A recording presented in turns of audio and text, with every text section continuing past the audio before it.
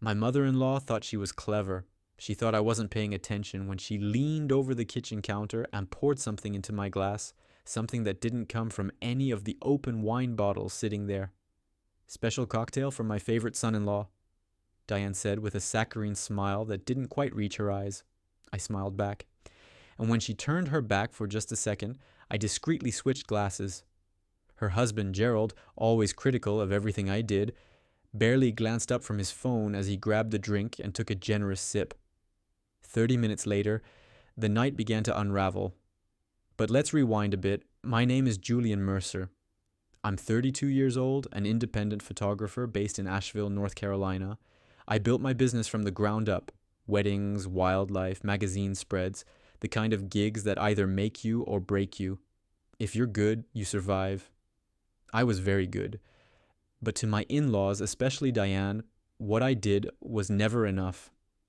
"How's the little photography hobby?"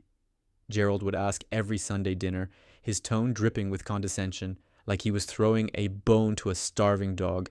Gerald was an investment banker, a man who measured success by square footage, stock options, and whether your car lease was newer than your neighbor's. Every dinner was the same routine. Diane fluttered around her daughter, Haley, playing the perfect doting mother. Gerald grilled me about my finances like I was a kid trying to impress the admissions committee. Meanwhile, Haley would squeeze my hand under the table, a silent, desperate apology for the family she came from. I was exhausted the night it happened.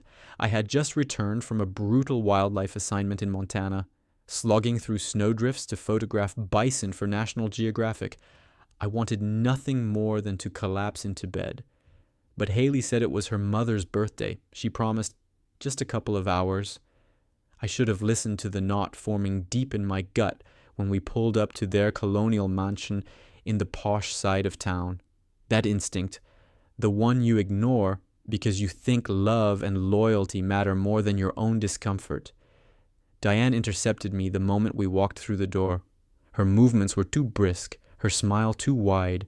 The kitchen smelled faintly of citrus and something sharper, something chemical. She practically shoved the drink into my hand. "I made it special for you," she said, eyes darting to the doorway like she was afraid someone might see. There was a tremor in her fingers she couldn't hide.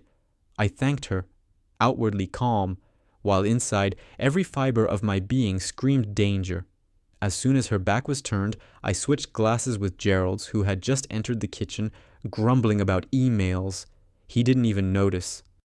Dinner started like every other, Gerald bragging about some new real estate deal, Diane fussing over the table settings like she was hosting royalty, Owen and Vanessa making polite conversation that barely covered the tension under the surface. I nursed a beer and counted the minutes. After the main course, Diane clapped her hands together. "I made my famous sangria for dessert," she announced, disappearing into the kitchen with theatrical enthusiasm. I offered to help carry the glasses. That's when I saw it, 2 glasses set aside from the others, and Diane quickly pulling out a tiny vial, so tiny it could have been mistaken for perfume, and emptying a few drops into one of them. There was no hesitation, no second guessing. She'd done this before. "Oh, Julian, I've got it," she chirped when she saw me hovering. "This one's especially for you," she added, practically shoving the tempered glass into my hand. The liquid inside shimmered oddly under the kitchen lights. A faint, oily film clung to the top. I could feel my pulse pounding in my ears as I balanced both glasses in my hands. Back at the table, Gerald barely looked up when I placed the glass in front of him. "Sangria, sir," I said, keeping my tone neutral. He grunted and took a long gulp without hesitation. I pushed my untouched water glass closer to my plate, pretending to sip. 30 minutes later, Gerald turned pale, sweat beading on his forehead, and excused himself hurriedly. The sounds from the bathroom were graphic, violent retching, moans, the kind of noise you make when your body is betraying you and you're too humiliated to even call for help. Diane's face drained of color as she realized what had happened. Her eyes locked onto mine from across the table, wild, panicked, and I stared right back. She knew, and I knew. But I didn't flinch. I just calmly cut into my chocolate cake, while Haley fretted and rushed to check on her father. In the chaos that followed, Gerald insisting it must be food poisoning, Diane stammering about bad shellfish, I slipped the untouched glass into my jacket pocket. Something had cracked inside me. Not rage, not hot anger, something colder, sharper. This wasn't going to be another case of smile and take it. I wasn't going to yell or cause a scene. I was going to dismantle them piece by piece, and they wouldn't even see it coming. The very next morning, I made a call. Jason, an old client of mine, now ran a private toxicology lab. When he picked up, I didn't bother with pleasantries. "Personal or professional?" he asked immediately, sensing the urgency in my voice. "Family matter," I said. 3 days later, Jason called me back. "Julian, there were benzodiazepines in that drink," he said. "Not enough to kill you, but enough to make you black out for hours. Could have caused memory loss too. Where the hell did you get this?" I thanked him, asked him to email me an official report, and hung up without answering his question. That night, over dinner, I told Haley I needed to skip Sunday dinners for a while, said I was prepping for a new gallery opening. She frowned, clearly disappointed, but she didn't argue. She trusted me. And I wasn't ready to break her heart by telling her the truth. Not yet. Instead, I started digging. Diane had a Xanax prescription, 3 actually, from 3 different doctors. She was tripling her dosage behind everyone's backs. There were rumors swirling around town too. Whispers of her stealing jewelry at the country club, stories of her causing scenes at neighborhood parties, all hidden neatly under the family's polished veneer. I compiled everything, printed it out, filed it away. I waited for my moment. It came sooner than I thought. One afternoon, Haley breezed into our living room, phone in hand. "Mom needs new photos for her charity's social media page," she said. "She specifically asked if you'd take them. Isn't that sweet?" Sweet wasn't the word I'd use, but I forced a smile and agreed. Saturday afternoon, I showed up at Diane and Gerald's house alone, camera bag in one hand and a manila envelope in the other. Diane greeted me, dressed impeccably, her smile brittle. "Gerald's at the office," she said, leading me inside. Before she could launch into her fake chummy small talk, I cut her off. "Before we start, I think you should see this." I handed her the envelope. Inside, Jason's toxicology report, photocopies of her overlapping Xanax prescriptions, statements from neighbors about her episodes. She rifled through the papers, her hands visibly trembling. "This is absurd," she hissed. "I would never—" "We both know what happened," I said coolly. "What I don't know is why." For a second, her mask slipped entirely. Her face hardened into something cold and ugly. "You're not good enough for my daughter. You never were. A man should provide security, not pictures." "And drugging your daughter's husband provides security?" I asked, keeping my voice even. "It wasn't going to kill you," she snapped. "Just make you sick. Miss your big gallery opening. Make Haley see you're unreliable. She deserves better." I let the words hang between us like poison gas. Finally, I said, "Here's what's going to happen. You're going to tell Gerald exactly what you did, and then you're both going to start treating me with respect, not because you want to, but because the alternative is Haley finding out who you really are." She laughed, sharp and bitter. "She'll never believe you over us." I smiled grimly. "Maybe not. But she'll believe Jason's lab report. She'll believe the neighbors you've alienated. And she'll believe the footage if it ever comes out." Diane's mouth snapped shut. She knew she was trapped. I packed up my camera bag and left without taking a single photo. That night, Diane made her move. She called Haley sobbing, claiming I had been aggressive, threatening. During our supposed photo shoot, she said she was scared of me.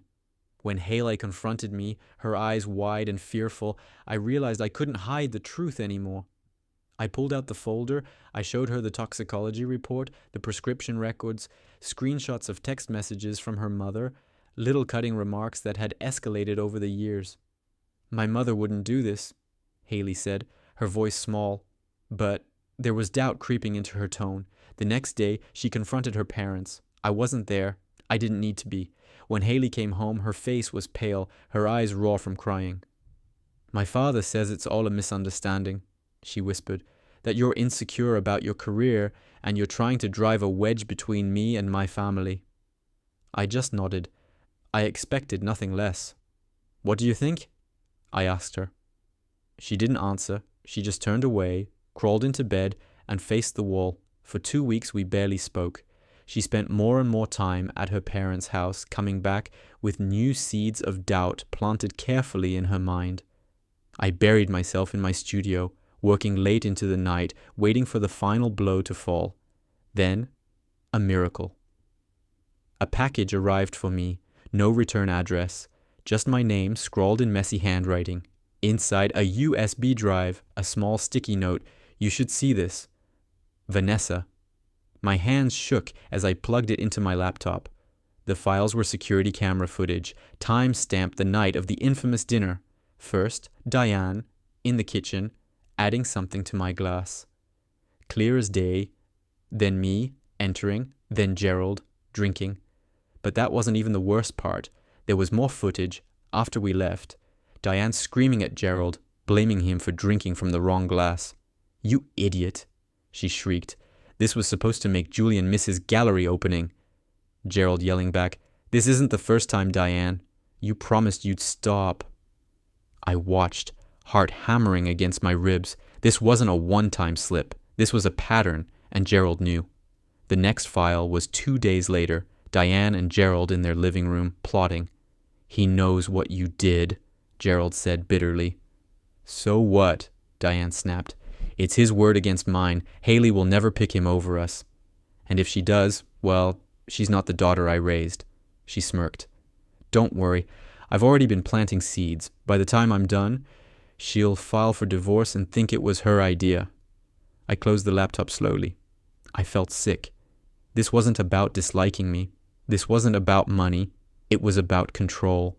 Total, suffocating control over Haley's life. And they had been doing it for years. I called Vanessa immediately. "Why did you send this to me?" There was a long pause. "Because they did the same thing to me when I married Owen," she said quietly. "They tried to break us up for 2 years. Said I wasn't good enough. It almost worked. Why didn't you ever tell us?" "Owen doesn't know," she admitted. "He worships his father, believes everything he says. But after what they did to you, I couldn't stay silent." The very next morning, Gerald sent me a text. Short, sharp. "We should talk, man to man, no wives." I met him at his country club in one of their pristine private lounges. He was already seated when I walked in, sipping bourbon like he didn't have a care in the world. "Julian," he said smoothly, gesturing for me to sit, "families are complicated. My wife, well, she's protective. She goes overboard sometimes. But everything she does, it's out of love." "Drugging someone is love?" I asked, my voice cold. He waved a hand dismissively. "Medication mix-up.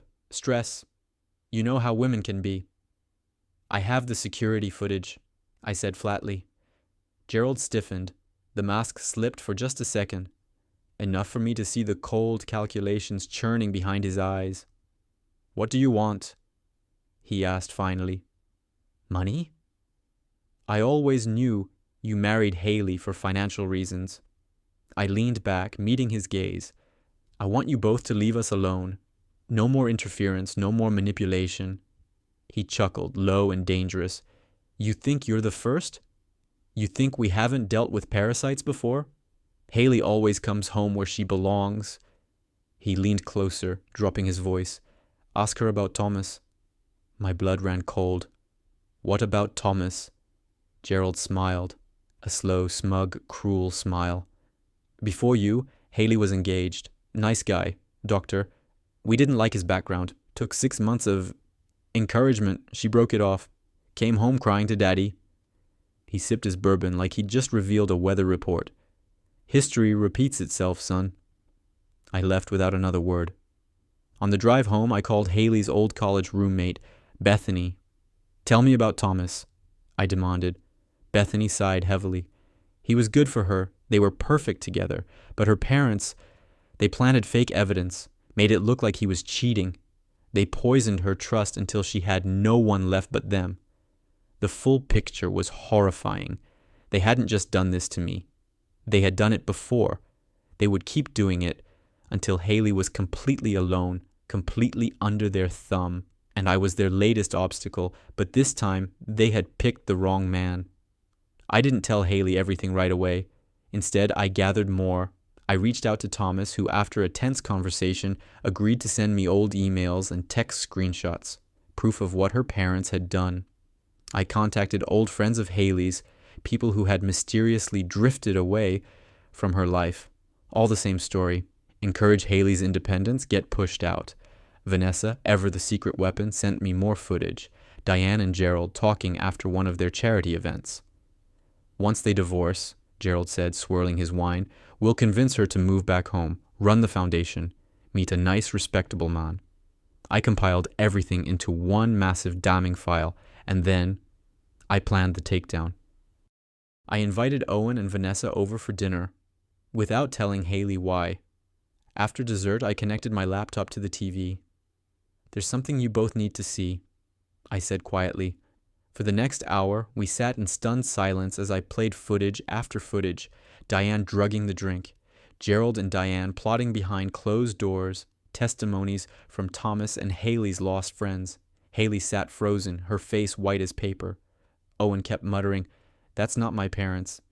That's not my parents." Over and over, like if he said it enough, it would make it true. When the last clip ended, Haley turned to me, tears streaming down her cheeks. "Why didn't you tell me sooner?" she whispered. "Because you needed to see it for yourself," I said. "Not just what they did to me, but what they've done to you. Your whole life." Owen shot to his feet. "You edited these videos," he barked. "My parents would never—" Vanessa touched his arm gently. "They did it to us too, Owen," she said, voice trembling. "Why do you think they only started liking me after James was born? Because now they had leverage." The fight drained out of Owen like air from a punctured tire. He sat back down, stunned. That night, Haley and I lay awake in bed, staring at the ceiling. "I need time to process this," she said, her voice raw, "but I believe you, and I'm sorry I doubted you." I kissed the top of her head, but I didn't say anything. Some wounds don't heal with words. The next morning, Diane called. Haley put the call on speaker. "Darling," Diane said brightly, "we've been talking, and maybe you should come stay with us for a while. Get some space. Clear your head." Haley cut her off. "I've seen the videos, Mom." There was a long, pregnant pause. "What videos?" Diane said sweetly. "The ones of you drugging Julian's drink. The ones of you and Dad plotting to ruin my marriage." Silence. Then Diane said, "Whatever he showed you, it's fake. You know Julian has always been jealous of our family." "Enough," Haley snapped. "We're coming over tonight.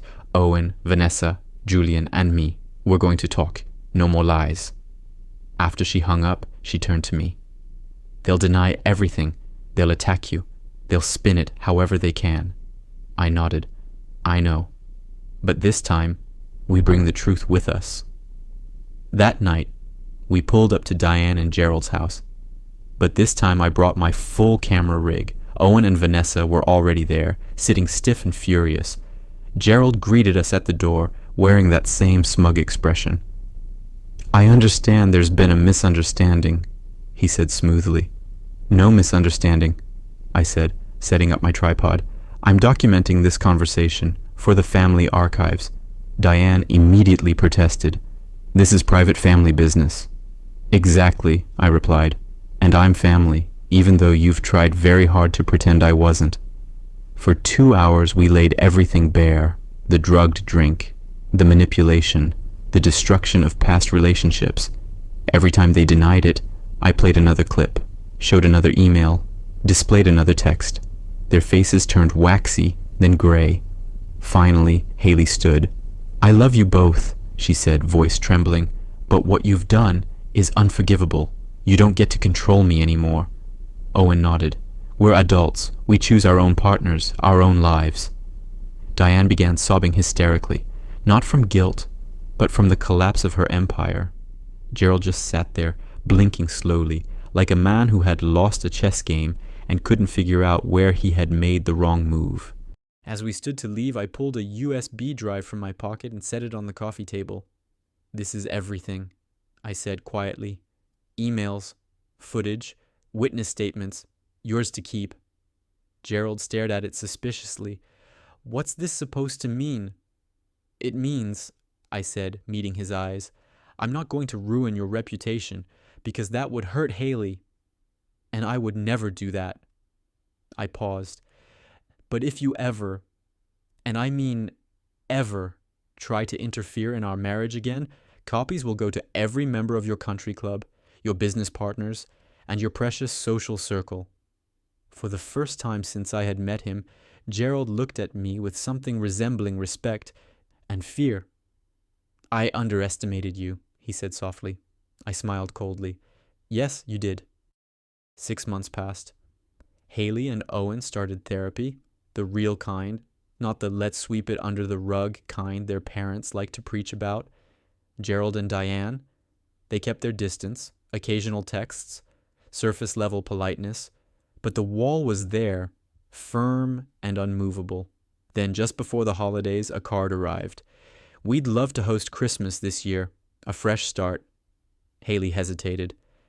They're still my parents, she said quietly. Maybe they're trying.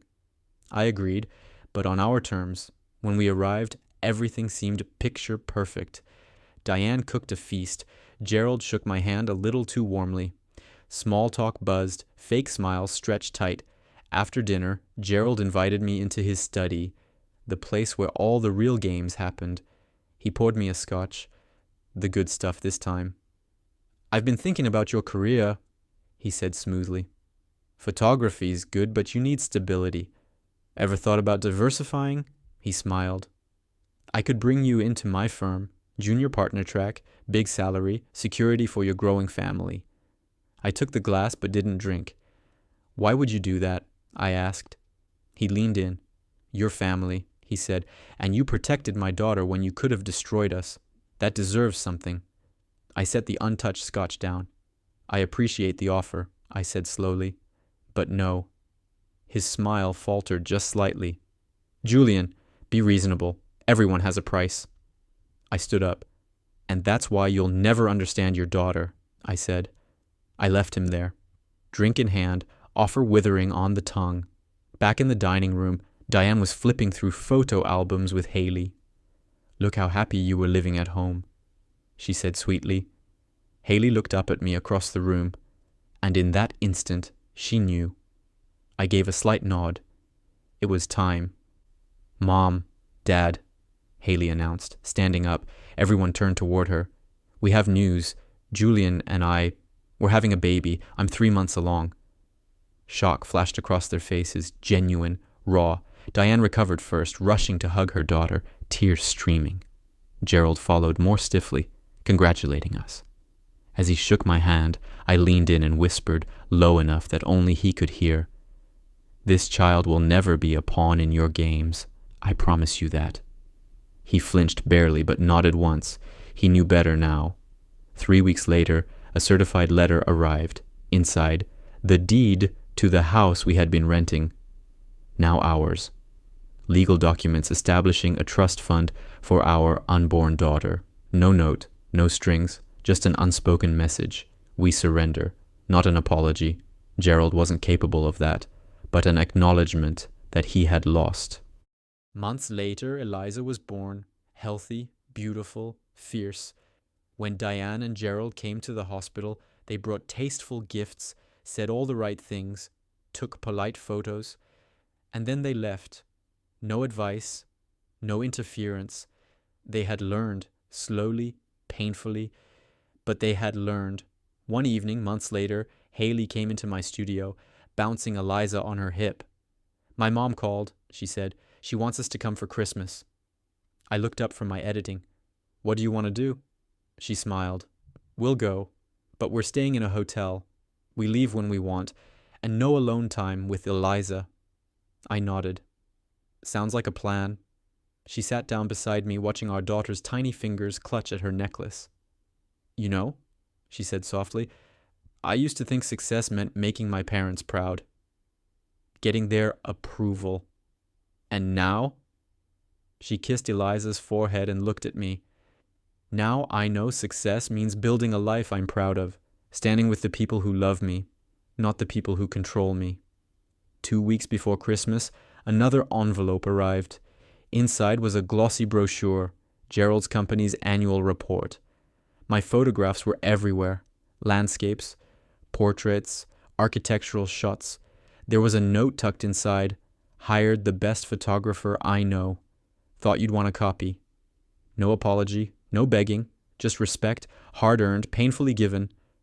I didn't call to thank him. I didn't need to. We both understood. Boundaries had been drawn. A new world had been built, one where love wasn't a weapon, one where respect was earned, not demanded. That spring, I opened my own gallery downtown. At the grand opening, Haley stood beside me, Eliza in her arms, beaming. My parents flew in. Friends and clients packed the space. Near the end of the night, Gerald and Diane came too. Diane cooed over Eliza under Haley's sharp-eyed supervision. Gerald shook my hand, nodded at the photographs, and for the first time ever, he didn't offer advice, didn't critique, didn't try to control. He just said, "You did good, son." Later, as we locked up, Haley asked, "Do you think they've changed?" I thought about it. "No," I said finally, "but they know they can't change us." She smiled. And that was enough. We sat on the porch that night, stars glittering overhead, Eliza asleep upstairs, and I realized I hadn't won by beating them at their own game. I had won by refusing to play it. I had stood my ground, protected my family, built my life on my own terms, and in the end, that was the sweetest revenge of all, living well, loving fiercely, and being free.